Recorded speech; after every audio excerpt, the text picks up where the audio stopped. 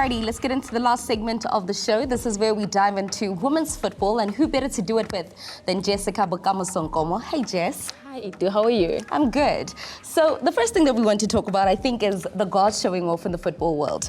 When it comes to Rachel Kudananji scoring on debut day, surely you can't script that. Of course. I mean, this is one of the proudest moments that we have on the African continent, looking at our players actually advancing and making their way up into the international space. But not only that, them maintaining the performance, and the consistency of the other teams, because there's obviously a stereotype in terms of our performance based on, the performance overseas. However, when you see players making it into big clubs like that, into tough leagues like that, and for them to be scoring at their debut, it just talks about the confidence that they have and actually the skills that they have. And I think it just puts us on the map as an African continent for, the rest of Europe, the rest of the world to actually take us serious and actually start noticing that there is talent and, perhaps open up, the number of foreign signings that they'll be making. But absolutely amazing. And I knew that she was going to be performing this well. Let's talk about that specific game. So she scores, then she runs to the sideline. She doesn't go celebrate with her teammates,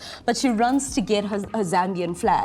Just many people are saying that that's possibly because she doesn't necessarily get along with her teammates who play out at Bay FC. But what does that mean to you? I think it just talks about where everything started. You just have to give thanks to the grassroots, the country and the development structures that have built you and made you the player that you are.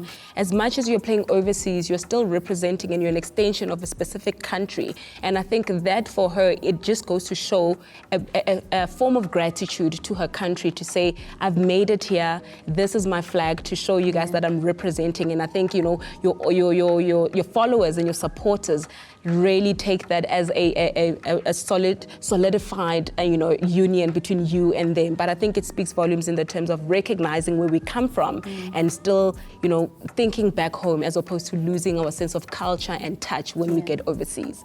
Well, it was a loss for Bay FC as they lost to Houston, Texas. However, it was a victory for Africa because Rachel got herself on the score sheet. I want us to talk about the newly invented awards that are going to be taking place in the COSAFA region. This is obviously to honor the coaches, to honor players, but also the stakeholders within the region.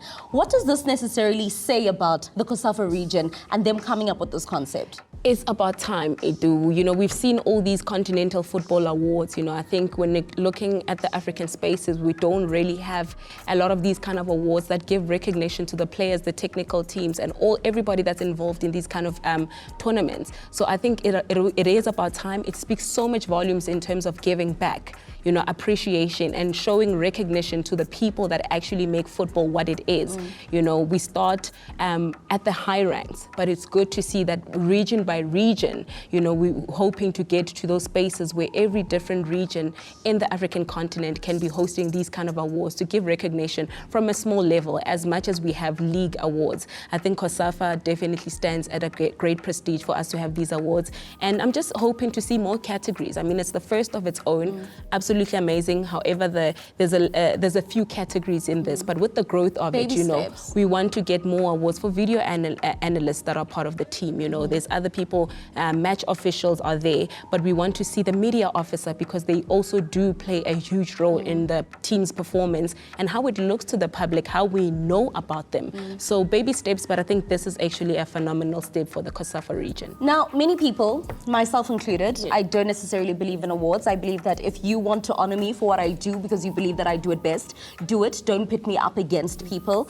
But let's talk about the criteria that's used for the various categories. And I think one that stands out for me is the Young Player of the Year. I think that for me is one that I look at and I'm just like, is it done correctly? Because most of the time, the national teams don't necessarily call up the youngest players. In South Africa recently, yes, we saw that COSAFA is like a development tournament. There's always going to be politics and talks around the awards, the criteria being a very big conversation and a big argument as to say what criteria is followed. Because once the names have been put out there, a lot of people are then saying, how is this person not part of the nominees, or how is this person there?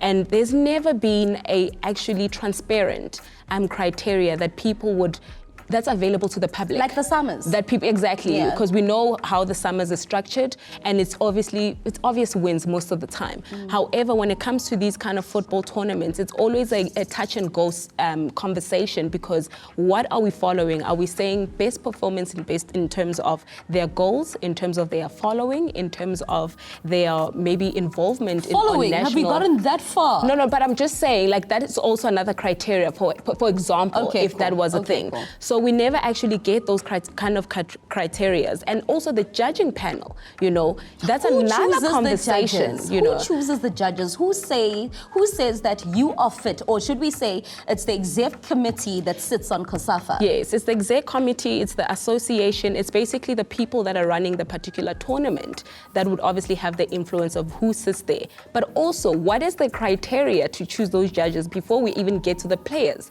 Are you choosing a judge that is involved in women's sport, that knows these players from different leagues and different countries, to be able to sit and make the right rational decisions to say this player is an upcoming player who deserves to be there? Or are we picking people who've been big into the space, but not in the women's space, who don't know a Comfort, who don't know a Asanda Hadebe, that, they've been following their journey. So that's also another challenge, because if we don't have... We know that a lot of people consume women's football just through tweets. Just through tweets, and probably just through the popularity of the player, not in essence their performance. So we need to, when we are talking about the criteria of the players that are selected, we need to talk about the criteria of the judges that are selected as well. Perhaps when we start changing that, we'll have a different conversation with regards to who's there and who's not there. Just quickly, I want to know, because football is a game of opinions, and as the fans, you too have a voice. Do you believe it would be fair if the winners are chosen by the fans, or is it okay as it is? I think there should be a specific category that is put there for the fans. Okay, cool. Because sometimes as fans, I'm just going to choose my sister for the sake of the relation. Okay, cool. It's not going to be about talent. Let it be a private, separate one. Alrighty. So on the 19th of April 2024, it will be glitz and glams out in KZN, Durban to be specific, because that's where the first inaugural COSAFA Awards are going to be taking place, where they will be honoring the players, the coaches and stakeholders within the region.